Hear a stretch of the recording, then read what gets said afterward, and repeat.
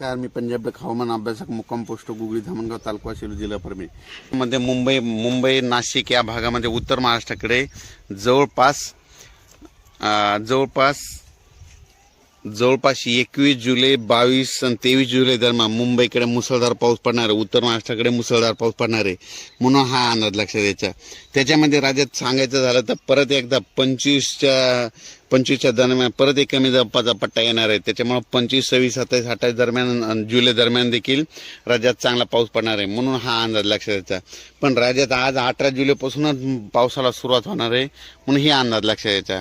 ज्या ज्या ठिकाणी पाऊस पडत वड्याला नाल्याला पाणी आल्याच्या नंतर पुलाच्या पासून शेतकऱ्यांनी आपण पूल ओलांडू नये म्हणून ही काळजी सतर्कता घेणे गरजेचे आहे। सांगायचं झालं तर राज्यामध्ये म्हणजे आज 18 जुलैपासून ते 28 जुलै पर्यंत राज्यात जोराचा पाऊस पडणार, ठिकठिकाणी पडणार, दररोज 2-2 दिवस वेगवेगळ्या भागात पडत राहणार आहे म्हणून हा अंदाज लक्षात। सांगायचं झालं तर राज्यामध्ये आता म्हणजे आज 18 जुलैपासून ते 28 जुलैपर्यंत जिल्ह्यावाई घेऊ पूर्व विदर्भामध्ये 6 जिल्ह्यामध्ये 18 ते 28 जुलैपर्यंत चांगला पाऊस पडणार आहे।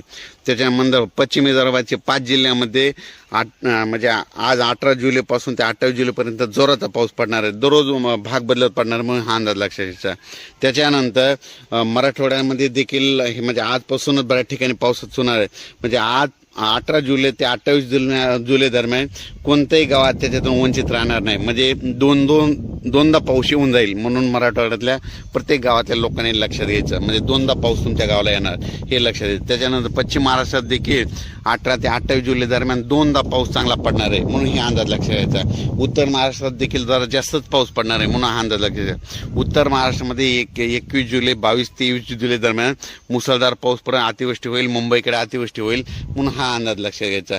सांगायचं झालं तर राज्यामध्ये सर्वत्र 18 जुलै ते 28 जुलै दरम्यान सर्वत्र म्हणजे दररोज वेगवेगळ्या भागात पाऊस पडणार, प्रत्येक गावामध्ये पाऊस दोनदा येऊन जाणार आहे म्हणून हा अंदाज लक्षात घ्यायचा। अचानक वातावरण बदल झाला तर परत एक मेसेज दिला जाईल। राज्यात